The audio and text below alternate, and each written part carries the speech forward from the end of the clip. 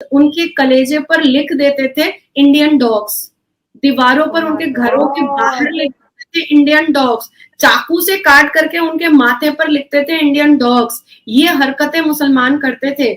और ग्रीडी एक घमंड टाइप की चीजें जो इंसान डेवलप करता है, वो मुझे भगवत गीता के पढ़ने से धीरे धीरे वो खत्म होता चला गया। और कश्मीर के छोटे छोटे बच्चे भी ये कहते हैं कि मुझे फक्र महसूस होता है खुद को भारत का बेटा बोलने पर।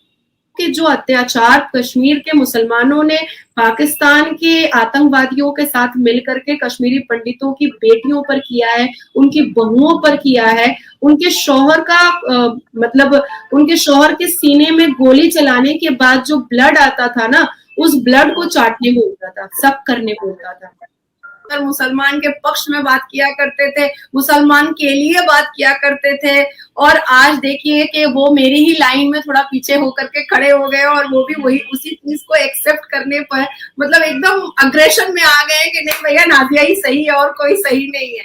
तरीके से जब सनातन धर्म को मैंने पढ़ना स्टार्ट किया, मैंने उसको समझना स्टार्ट किया, तो मैंने देखा कि भाई सनातन धर्म में तो लोग जो है वो भक्ति पर बिलीव करते हैं, कर्मा पर बिलीव करते हैं। तो ग्रीडी एक घमंड टाइप की चीजें जो इंसान डेवलप करता है, वो मुझे भगवत गीता के पढ़ने से धीरे धीरे वो खत्म होता चला गया। तो वो 500 लोगों का भीड़ से अच्छा है कि 5 आदमी मेरे बारे में मेरे मरने के बाद याद करे, पर अच्छी चीजों से याद करे। तो ये मैंने भगवत गीता से सीखा। पटाखा फोड़ा और उन्होंने ये चीज को एक्सेप्ट कर लिया कि नहीं भैया हिंदू धर्म ही बहुत पुराना धर्म है और इस्लामिक धर्म जो है वो तो 500 550 साल पहले ही आया है। देखिए मेरे धर्म में कमजोरी है और उनके धर्म में बहुत स्ट्रॉन्ग बातें लिखी हुई है, तभी डरता है। जितने भी लोगों ने आज तक भगवत गीता पढ़ा है, रामायण पढ़ा है, महाभारत पढ़ा है, चाणक्य की किताबें पढ़ी हैं, गौतम बुद्ध की किताबें पढ़ी हैं, वो कहीं ना कहीं या तो न्यूट्रल हो गए हैं और या तो फिर उन्होंने हिंदू धर्म को एक्सेप्ट किया है, जिसके लिए ब्लैक को ब्लैक बोलेगी, व्हाइट को व्हाइट बोलेगी, और अगर या तो फिर यह हिंदू हो जाएगी, क्योंकि उसमें सारी की सारी तो अच्छी बातें हैं। हम बात करेंगे कश्मीर के अंदर कश्मीरी हिंदुओं के साथ जो माजी में हुआ और कश्मीरी मुसलमान पॉलिटिक्स का उसमें कितना हाथ रहा, और आज जो है कश्मीर के अंदर कश्मीरी पंडितों की वापसी बहाली के लिए क्या नए कदम उठाए जा रहे हैं भारत सरकार की तरफ से, कश्मीरी लोगों की तरफ से। तो इसी बात पर चर्चा करने के लिए हमारे शो पर मौजूद है Nazia Ilahi Khan. Thank you so much ma'am हमें ज्वाइन करने के लिए। भारत माता की जय। Thank you so much Shaila मुझे इनवाइट करने के लिए।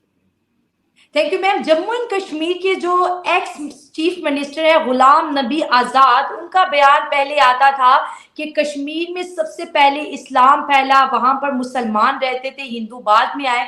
लेकिन आज वो कह रहे हैं कि जो कश्मीर में है सबसे पहले हिंदू धर्म था, कश्मीरी पंडितों पे बहुत जुल्म किया गया, उनका फोर्सफुली कन्वर्जन करवाया गया।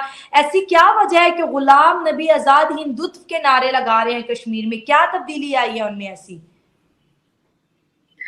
देखिए मुझे तो बहुत हंसी आई जब मैंने उनका ये मतलब बहुत वायरल हो रहा है यहाँ हिंदुस्तान से लेकर के, अब तो पाकिस्तान में भी वायरल होना स्टार्ट हो गया है। तो मुझे बहुत हंसी आई कि अचानक से मतलब इतना हिंदुत्व उनके अंदर क्यों जाग पड़ा। पर दूसरे ही पल मुझे ऐसा लगा कि चलो जब जागे तब सवेरा हो जाता है, तो चलो जब जागे तब सवेरा।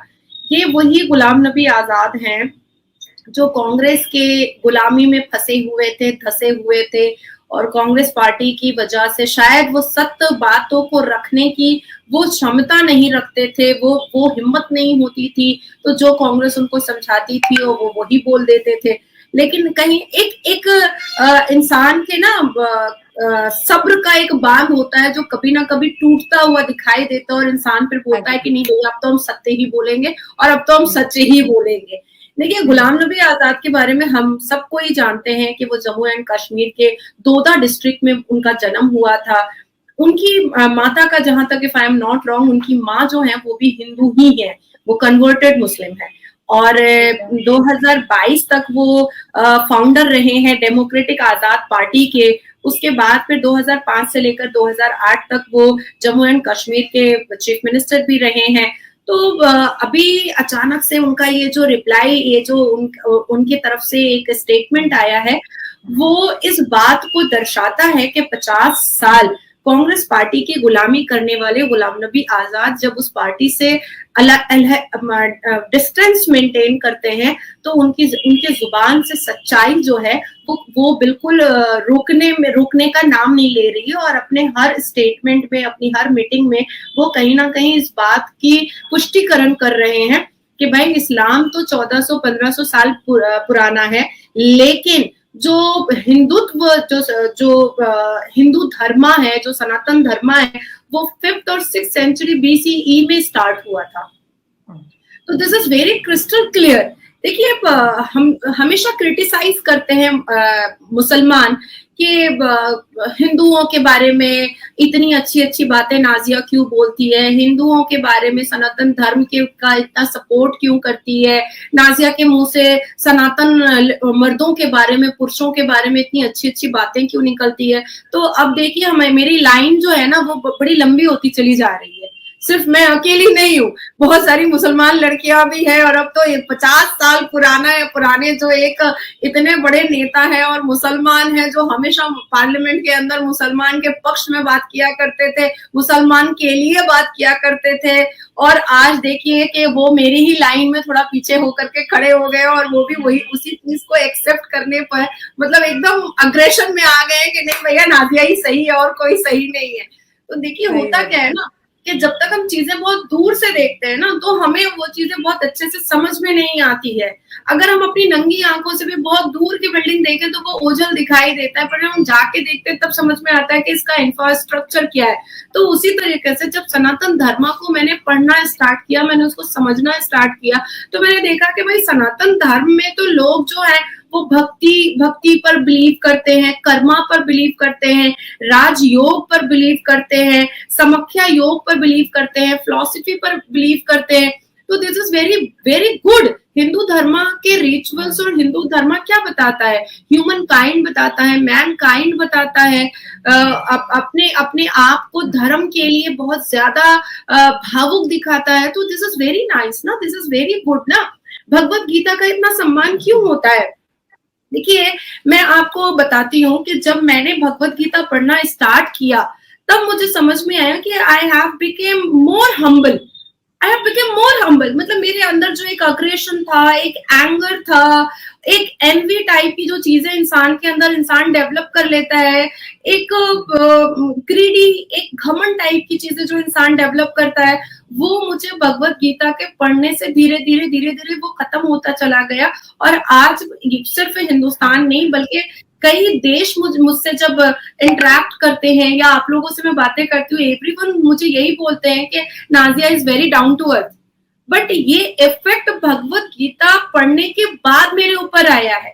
इसी नाजिया को अगर आप 2010 में देखते, 2011 में देखते, तो मैं बहुत शॉर्ट टेम्पर टाइप की थी, मुझे बातें बहुत जल्दी बुरी लग जाती थी, मैं बहुत ज्यादा मतलब लाउड बोलती थी, मैं बहुत ज्यादा कड़वा बोलती थी।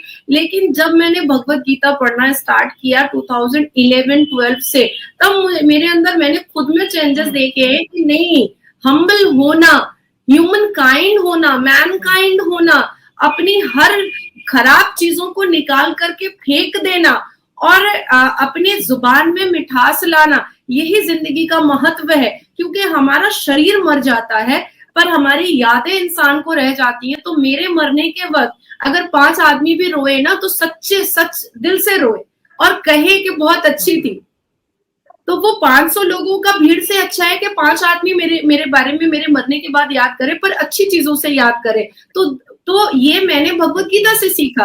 तो आज गुलाम नबी आजाद जो है, उन्होंने कल एक पटाखा फोड़ा और उन्होंने ये चीज को एक्सेप्ट कर लिया कि नहीं भैया, हिंदू धर्म ही बहुत पुराना धर्म है और इस्लामिक धर्म जो है वो तो 500-550 साल पहले ही आया है। देखिए, हमने हमेशा सुना, हमने अपनी हिजरी के बारे में पता है क्योंकि हम लोग मुसलमान हैं, हमने कुरान बामायने पढ़ा है क्योंकि हम मुस्लिम हैं। लेकिन क्योंकि मुसलमान माँ बाप के पेट से हम पैदा हुए हैं, इसलिए मुस्लिम है। ये कोई तीर मारने वाली या झंडा गाड़ने वाली बात नहीं है, पर हमने अपनी कम्युनिटी के लिए, अपने सोसाइटी के लिए, अपने एक्वेंटेंस के लिए, अपने लोगों के लिए, जिस देश में हम रहते हैं उस देश के लिए हमने क्या अपने दिल में एक लक्ष्य बनाया है, ये हमें भगवत गीता बताता है। जबरदस्त, सही होगी। ठीक है, तो 550 साल पुराना इस्लाम कुरान में कहीं ना कहीं 4 शादियों का जिक्र करता है, कहीं ना कहीं हलाला का जिक्र करता है, कहीं ना कहीं निकाह मुत्ता का जिक्र करता है, कहीं ना कहीं तलाक का जिक्र करता है, कहीं ना कहीं औरत को दिल बहलाने का सामान का जिक्र करता है। क्योंकि आप जैसे ही आदम और हव्वा के चैप्टर पर जाइएगा कुरान में, तो जब आदम अपने आप को बहुत लोनली फील कर रहे थे, अपने आप को बहुत अकेला फील कर रहे थे, तो आदम की पसली से हव्वा को पैदा किया गया उनका दिल बहलाने के लिए। ठीक है, तो मर्दों ने आज 1550 साल बाद भी मर्दों ने इस चीज को ही ठान कर रखा है, मुसलमान पुरुषों ने, कि भाई औरतें हमारे दिल बहलाने का सामान है और अल्लाह ने इसका जन्म ही दिया है दिल बहलाने के लिए। देखिए हमारे